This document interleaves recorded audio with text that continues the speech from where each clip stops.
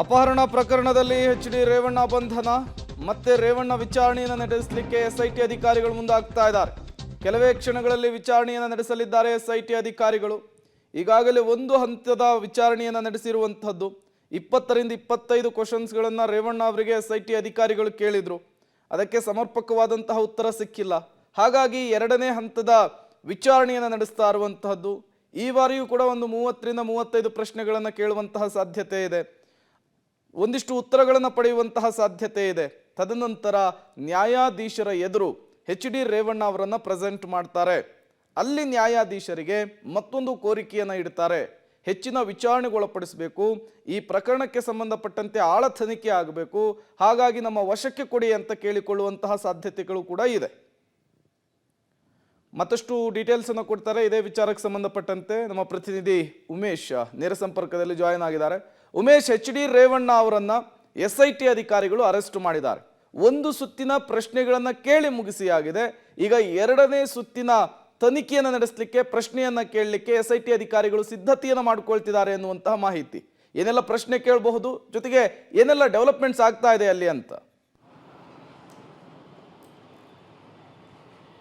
ಪ್ರೇಮ್, ನಿನ್ನೆ ಏನು ವೈದ್ಯಕೀಯ ಪರೀಕ್ಷೆ ಆದ ನಂತರದಲ್ಲಿ ಪ್ರಾಥಮಿಕವಾಗಿ ಎಚ್.ಡಿ. ರೇವಣ್ಣ ಅವರ CID ಅಧಿಕಾರಿಗಳು, ಅವರ ಕಚೇರಿಯಲ್ಲಿ SIT ಅಧಿಕಾರಿಗಳು ಪ್ರಾಥಮಿಕವಾಗಿ ಒಂದಷ್ಟು ಕ್ವಶನ್ಗಳನ್ನ ಇಟ್ಕೊಂಡಿದ್ರು. ಅದನ್ನು ಮಧ್ಯರಾತ್ರಿ 1:30 ತನಕ ಕೂಡ ವಿಚಾರಣೆ ಮಾಡ್ತಾರೆ. ವಿಚಾರಣೆ ಮಾಡಿದಂಥ ವೇಳೆಯಲ್ಲಿ ಅವರು, ನಾನಿವತ್ತು ಸುಸ್ತಾಗಿದ್ದೀನಿ, ಹಾಗಾಗಿ ಏನು ಕೂಡ ನಾನು ಹೇಳೋ ಸ್ಥಿತಿಯಲ್ಲಿ ಇಲ್ಲ ಅಂತೇಳಿ ಅವರು ಯಾವುದಕ್ಕೂ ಕೂಡ ಸೂಕ್ತವಾಗಿ ಉತ್ತರ ನೀಡ್ತಾ ಇಲ್ಲ ಅನ್ನೋದ್ರ ಬಗ್ಗೆ ಮಾಹಿತಿ ಲಭ್ಯ ಆಗಿರುವಂಥದ್ದು. ಹಾಗಾಗಿ 1:30 ನಂತರದಲ್ಲಿ SIT ಅಧಿಕಾರಿಗಳು ಅವ್ರು ರೆಸ್ಟ್ ಮಾಡೋದಕ್ಕೆ ಹೇಳಿ ಅವರಿಗೆ ಬೇಕಾದಂಥ ಬೆಡ್ ವ್ಯವಸ್ಥೆ ಆಗಿರ್ಬೋದು ಎಲ್ಲ ವ್ಯವಸ್ಥೆ ಮಾಡಿ ಬಿಟ್ಟೋಗಿರುವಂಥದ್ದು. ಈಗ 10:30ಕ್ಕೆ ಮತ್ತೆ ವಿಚಾರಣೆ ಇದೆ ಅನ್ನೋ ಮಾತನ್ನು ಕೂಡ ರಾತ್ರಿನೇ ಅವರ ಅಧಿಕಾರಿಗಳು ಹೇಳಿ ಹೋಗಿರುವಂಥದ್ದು. ಅದರಂತೆ ಇವತ್ತು ಈಗಷ್ಟೇ SIT ಅಧಿಕಾರಿಗಳು 10:30 ನಂತರದಲ್ಲಿ ಈ ಪ್ರಮುಖವಾಗಿ ಹೊಳೆನರಸೀಪುರ ಪ್ರಕರಣ ಆಗಿರ್ಬೋದು, KR ನಗರ ಎರಡೂ ಪ್ರಕರಣಗಳಲ್ಲಿ ಬೇಕಾದಂಥ ಪ್ರಶ್ನಾವಳಿಗಳಿದೆ, ಅದನ್ನೆಲ್ಲ ಸಿದ್ಧತೆ ಮಾಡಿಕೊಂಡಿರುವಂಥದ್ದು. ಈಗ 10:30ರಿಂದ 2 ಗಂಟೆ ತನಕ ಈ ಪ್ರಕರಣದ ಸಂಬಂಧಪಟ್ಟ ಹಾಗೆ ವಿಚಾರಣೆ ಮಾಡ್ತಾರೆ. ವಿಚಾರಣೆ ಮಾಡಿದ ನಂತರದಲ್ಲಿ 2 ಗಂಟೆ ನಂತರದಲ್ಲಿ